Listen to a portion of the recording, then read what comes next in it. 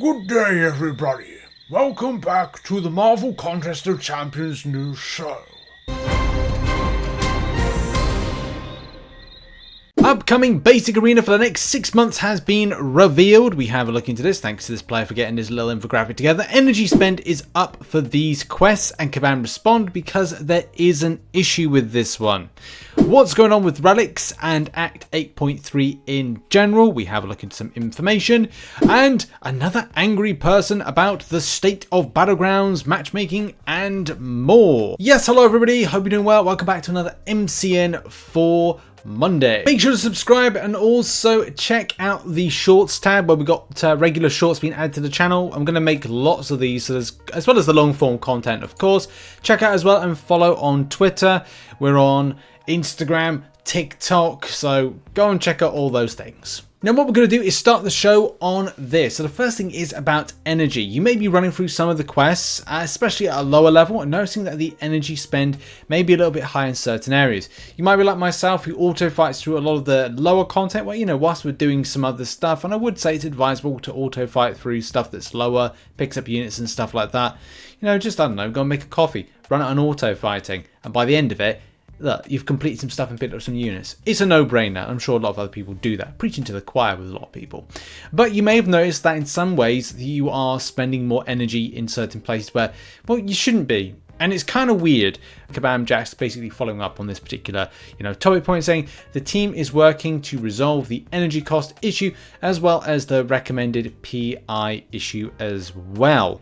So very strange. We should be seeing the changes shortly. So that was on June 7th. So I want to say that some of these have gone in, but you may have noticed this. You may not have noticed this in some sort of capacity. But also this was adjusted, as Kabam Jack says here. The team has adjusted the energy cost for proven and contender level difficulties and the erroneous PI values. We'll be exploring sending out energy refills to accommodate for excessive energy spent. So there's compensation for this. So that's good. There's going to be some compensation. Thanks for bringing it to our attention and your continued patience. I know this week has been messy. I don't think it has been, was it that messy? To be honest, I was saying to Dan the other day, like we did the podcast, and I was like a week in MCOC feels like it's just a month has gone.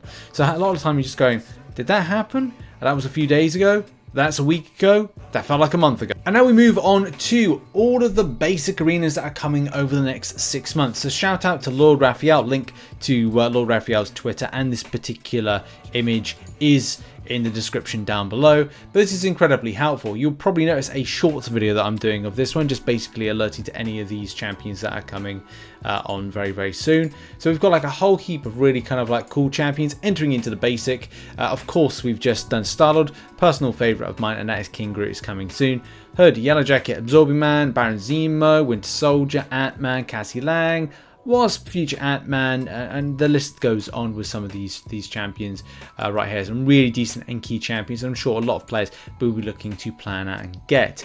We've also had some very good news in that the arena results have been what seems to be post. And I did say about this, we don't know what the lay of the land would be after Kabam banned a lot of the arena botters. And it looks like we have a better ecosystem for arena. So yeah, some really good arenas coming up. It's always good to be prepared about when you want to save your arena boosts and stuff like that. Okay, so let's now go and talk about Act 8.3. Act 8.3, as you know, is in beta at the moment. There's lots of information to go off of. Some really interesting stuff that you can see on screen. This is taken from, I'm not sure why for whatever reason I can't access the special 8.3 forum kind of like set of post thread, whatever it is, where feedback's given. I don't know why that is. But in any case, the thing that interests me a lot about this is the energy cost. As a lot of you know, there's very few amounts of paths, which is good in some ways. I know some people have questioned it, but as I said, like saving time and quality of life is a huge thing, especially with such grindy modes like Battlegrounds and free-to-play players having to do a lot more arena grinding and yeah, just like other stuff that's in game at the moment that there's to do. So when it comes to this particular change, saving on energy is a big thing as well. Total cost of completion 414 energy, cost of exploration 1242, compared with the likes of 8.1, which has an energy cost of 414 for completion. But the saving on the exploration is so important, with it now being a case that if you were to explore Act 8.1, for example, it would be 2,484 energy compared with how it is now, where it's a fraction of that. Well, it's like, you know, over half, kind of like in reduction, like a 50% saving, which is so important because that's saving you energy, which is saving you units. Yeah, I'm sure somebody will say to me, "Oh, but Rich, you can grind energy for free by going to this place, this place, this place." Shut up! Don't say anything. Don't go excessively grinding those areas because Kabam will nerf it. But you know what I mean. Like, there's probably like there is a better saving there on the units if you were looking to then just buy an energy refill. And I've got some stored up from last month's side quest, which I think is fantastic and it's ideal, and I love that Kabam did that. I really hope they continue doing it to give free energy refills to the community, although we do have compensation coming soon. But Act 8.3 also has a few kind of like things up its sleeve. It's pulling 7 stars, so it's incorporating the 7 stars into it. Attackers gain a permanent bonus based on their rank, ranging from plus 800 to plus 2,800. So again, it's an encouragement to use those 7 stars. There's also this push nowadays for the relics being used. The attacker's spirit gain rate is increased to 100%, but in some content, people are kind of noting that you need to have the strikers in operation in order to get benefit. The same way in incursions, relics seem to be something that is again thrusted on you as a player. That is like, hey, by the way, you might want to use these a lot more. It's very debatable whether or not, you know, people are going to be 100% happy with it. Relics are something that are a slow burn for me. Like, I'm getting into them, but it's a case of going like, I just feel kind of forced to do so. As I said, for incursions, for certain nodes that I might want to pick up, or buffs that I want to hacks to pick up. And the same thing when it comes to like trying to do Battlegrounds, when it comes to getting that extra stun, that extra kind of like 5-hit combo can be the make or break, or adding in something of an extra attack. It's not something I particularly need to do, but it's something that I want to do because, well, when everybody's doing it, should you be without it? It can say here that ensure that every path that does make it into an side quest is the best it can be. Aside from the reduction, everything inside chapter 3 is the same standard.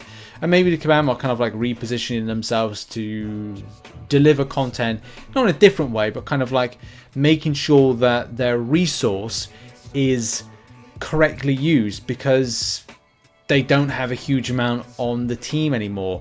Maybe there's certain people that have been taken away from the team, and that's caused an issue. Like, I think it was like somebody who did like quest stuff had gone in the last 12 months. I think it was back in November. So yeah, I guess you can see why Kabam are switching that particular kind of focus point. But I definitely know a lot of people giving feedback to say Relics shouldn't have the standard of the limitation of going through and doing the content, because it's very restrictive, or, you know, specific. Now we move on to a bit of a weird one, and that is Battlegrounds. I say weird one because it's a bit of a, I wouldn't say fun story, funny story. I don't know. Like, I spoke to Dan in the podcast, and he said that there were some really kind of like unusual matchups when it came to Battlegrounds, and in some of the matches he was facing off against, and maybe some stomping that was done.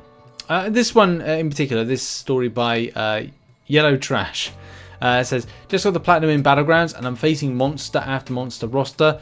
Literally lost 12 matches in a row and I haven't won a single round. I'm Cavalier with 9,088 champion prestige, and I'm going up against rosters that look like they belong to Sea of Mana Legends or the like. Seriously, what the F is going on with matchmaking?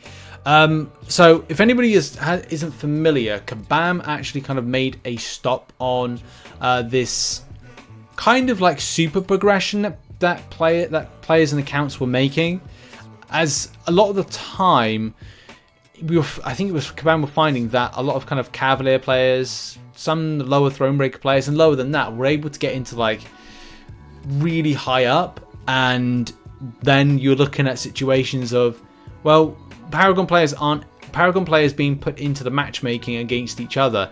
We're just not making any gains, and that's a problem. I mean, it's still relatively a problem at the moment. It's got a bit better, but it's not 100% there. So Kabam gave the impression that, I think this was in a forum post, that you would not be able to, if you're a Cavalier player, make any further gains past a certain point, to a degree. That degree is that you were more than likely to face off against the likes of those that had stonking rosters, some of the biggest rosters. I don't know if everybody saw that thread. I mean, we covered it on the channel, but yeah, this is definitely work. I'm not saying it's, you know, not kind of derogatory. It's like, it is actually working as intended, because that's what Kabam said they were going to do. Now, at this particular point, this person is kind of like questioned by people from the community, just saying like, well, this is actually, you know, a standard now of how it's meant to be. They didn't really take too kindly to that. I think it's the reason that their account might have been, yes, their account has been banned as a result. You know, we're responding back to people in the community who are, you know, just politely kind of explaining this. When did I say I deserve the same or better awards than a whale account? Are you having auditory hallucinations? The crux of my argument is matchup disparity. I honestly would say to anybody, make sure you've read all the forum thread posts that Kabam have done before, you know, jumping on this stuff, because at the end of the day, Kabam have made the changes. Regardless, I don't know if people were being rude to this person, but yeah, I mean, just I would say just go like, oh right, just kind of go like you understood that things were changed. But in any case, I mean, if people might watching this video might not have realised that Kabam changed things. In any case, Kabam Jack's kind of like chimed in on saying, woof, this wasn't our best. Certainly another case of asking for validation, not receiving it, and then lashing out at anyone who disagrees. Yeah, so, but that can happen in forums. It can happen on Reddit. It can happen in various places. However, does not validating being rude or jerkish. I understand that these are topics you may have dealt with many times. Trust me, I know. But to new forum users who make an account to ask a question or voice a concern, they are not as familiar. Please treat everyone with respect. I mean, that just goes for anybody, like, just kind of politely explain, but also people to politely accept what people are saying. And I would say it would have been really handy to point this particular player in the kind of position of where that forum thread is, if it's still about. I'm sure it could be found to kind of explain what Kabam had changed. And that anger and frustration should never be directed at other players, and definitely a case it should be constructively put towards the developer if you feel that some of the changes that the game has gone and made doesn't reflect what you enjoy about the game, or you see other people kind of like in a similar boat not you know, enjoying the game. And now we're going to end the show as we normally do with arena results and predictions, and we got some fantastic results from players, so much that I wasn't able to put all of them in, but we took a snapshot of some of the best ones that reflect it. So thanks to everybody on the Discord, Twitter and YouTube community tab, where I'm posting loads of stuff on there, from ideas to videos to get information and quizzes. So what have we got for you? Well, Star-Lord went as low with a 5-star at 9.9 mil. I'm sure it will go lower, and I'm sure there's going to be full results that are going to be available for this one. But the lowest I saw to get a 6-star was position 396 with 13.3 mil. That's really low, and that's great, by the way.